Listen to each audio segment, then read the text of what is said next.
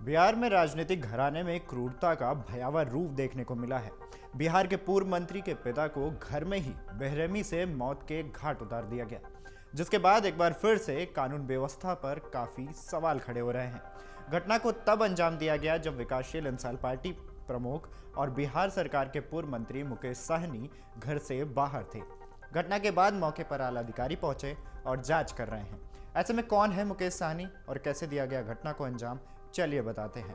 मुकेश साहनी बिहार की राजनीति में बड़ा नाम है, पार्टी के मुखिया हैं। वो बीते करीब एक दशक से बिहार की राजनीति में काफी सक्रिय हैं। मुकेश साहनी खुद को सन ऑफ मल्लाह बताते हैं। वे बिहार में निषाद जाति के लिए आरक्षण की लड़ाई लड़ रहे हैं। वे लगातार निषादों को मध्य में रखकर बिहार में अपनी पार्टी को पहचान दिलाने के लिए प्रयासरत हैं। सैनी वैसे तो 2018 से सक्रिय राजनीति में है, लेकिन इतने सालों में एक बार राज्य सरकार में मंत्री बनने के सिवा उन्हें राजनीति में अभी तक कुछ खासा सफलता नहीं मिल पाई है। बिहार की राजनीति में मुकेश साहनी और उनकी पार्टी वीआईपी की राह कई स्थानीय पार्टियों की तरह ही रही है। सूबे में साहनी सबका साथ निभा चुके हैं। मसलन भाजपा के साथ राजनीति में कदम रखने वाले मुकेश साहनी जनता यूनाइटेड यानी जेडीयू लोक शक्ति पार्टी एलजेपी के साथ कदम ताल कर चुके हैं। मतलब एनडीए और महागठबंधन, पहले जो यूपीए था, उसमें उनका आना जाना लगा रहा है। साहनी ने 2015 के विधानसभा चुनाव में भाजपा के लिए जमकर प्रचार किया था। इसी साल लालू नीतीश ने मिलकर चुनावी ताल ठोकी थी और भाजपा को हार झेलनी पड़ी थी, जिसके बाद बीजेपी आहिस्ता आहिस्ता साहनी से किनारा करती न चली गई। बाद में मुकेश साहनी के महागठबंधन का दामन थाम लिया था। कुछ समय महागठबंधन में बिताने के बाद साहनी एक बार फिर एनडीए के साथ चले गए थे।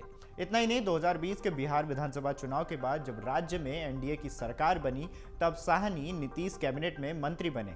हालांकि बाद में मंत्रिमंडल से बाहर का रास्ता दिखा दिया गया था। साल 2019 लोकसभा चुनाव में मिली हार के बाद मुकेश साहनी फिर से एनडीए के खेमे में आ गए। साल 2020 विधानसभा चुनाव में उनकी पार्टी वीआईपी को सूबे में चुनाव लड़ने के लिए एनडीए कोटे से 11 सीटें मिली। साहनी खुद तो विधानसभा का चुनाव हार गए, लेकिन उनकी पार्टी वीआईपी चुनाव में 4 सीटें निकालने में कामयाब रही थी।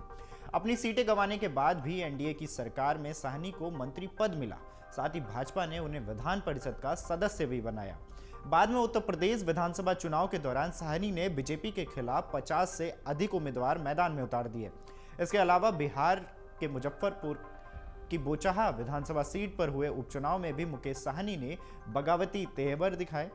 इस सीट पर से वीआईपी विधायक मुसाफिर पासवान के निधन के बाद उपचुनाव होना था।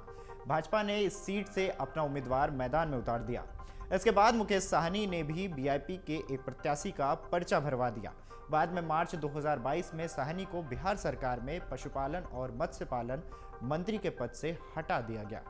अब आज खबर आई है कि जितिन साहनी का शव घर के भीतर छत विचत हालत में बरामद किया गया है। जितिन साहनी बिहार में वीआईपी इंसान के प्रमुख पिता हैं। छत विचत अवस्था में पड़े शव को देखने से यह लग रहा है कि हत्या में धारदार हथियार का उपयोग किया गया।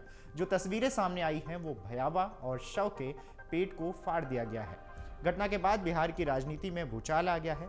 बड़े नेता इस मामले पर प्रतिक्रिया दे रहे हैं और साथ ही आरोप प्रत्यारोप का भी दौर जारी है। इस खबर पर आपकी क्या राय है, हमें कमेंट करके जरूर बताएं।